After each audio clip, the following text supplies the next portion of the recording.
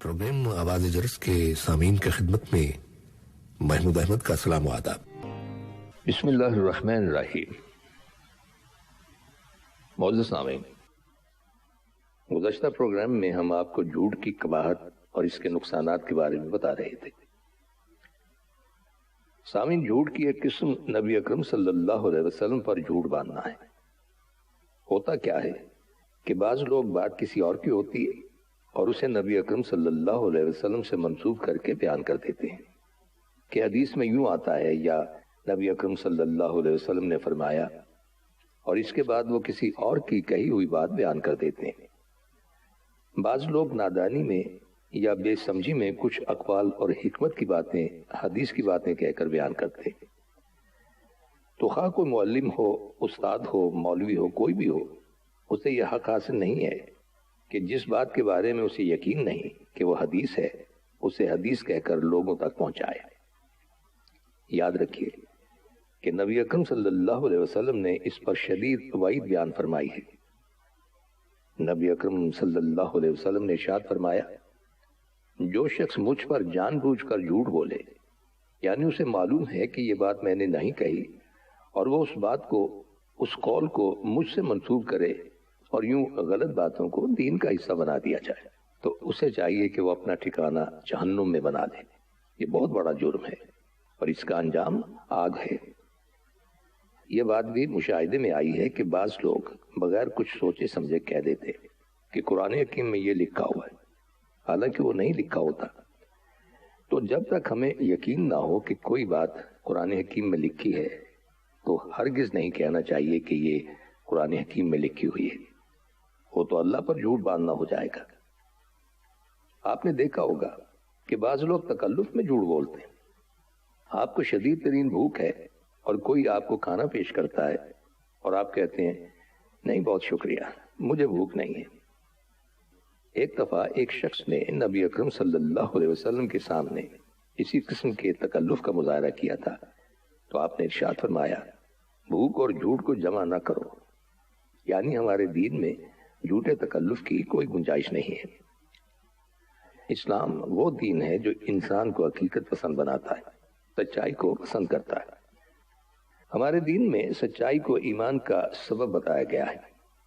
असल में झूठ इंसान के दिल में बेचैनी पैदा करता है, शक पैदा करता है, इंसान को परेशान करता है, इंसान को मुजरिम बना देता है। और इसके बरक्स सच्चाई वक्ती तौर पर अगर तल्ख भी हो, नागवार भी हो और मुश्किल भी हो, लेकिन इंसान के दिल में अंजामकार इत्मीनान पैदा करती। कुरान हकीम में अहले ईमान को तलकीन की गई है कि वो सच्चे लोगों का साथ दें, इसलिए कि अगर इंसान सच्चे लोगों के साथ होगा तो सच्चाई ही को पसंद करेगा। याद रखिए कि क़यामत के दिन इंसान को उन्हीं लोगों के साथ उठाया जाएगा जिनकी आदत उसे पसंद होती और जिनके साथ वो जिंदगी गुजारता है और जो उसकी सोहबत और कंपनी होती है। सामीन, झूठ की कबाहत और बुराई तो इस कदर ज्यादा है कि मजाक में भी झूठ को पसंद नहीं किया गया, और ऐसा शख्स जो लोगों को महज हंसाने के लिए झूठ बोले, उसे भी नापसंदीदा करार दिया गया है। इसलिए हम पर हमेशा हर हाल में झूठ से परहेज करना लाजिम है।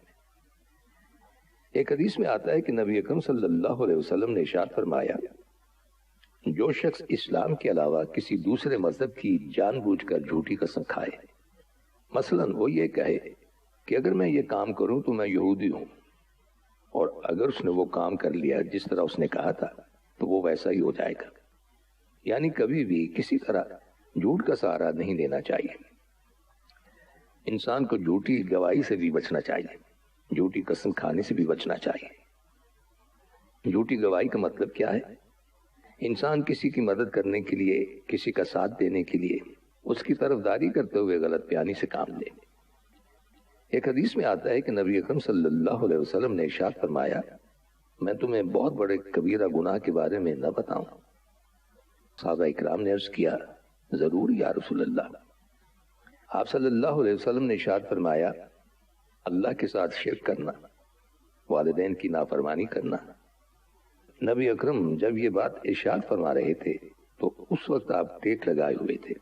आप एकदम सीधे होकर बैठ गए اور آپ صلی اللہ علیہ وسلم نے فرمایا خبردار جھوٹی بات، یعنی کبیرہ گناہوں میں جھوٹی بات بھی شامل ہے۔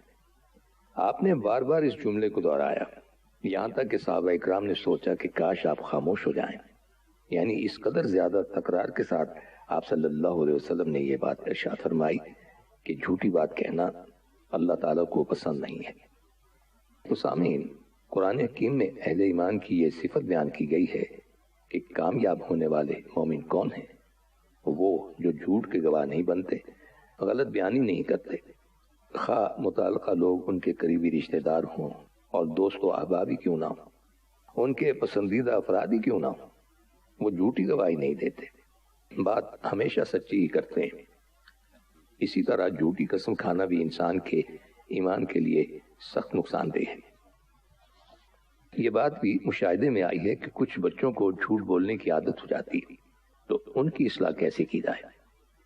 اس کے لیے سب سے پہلے تو ہمیں عملی نمونہ پیش کرنے کی ضرورت ہے۔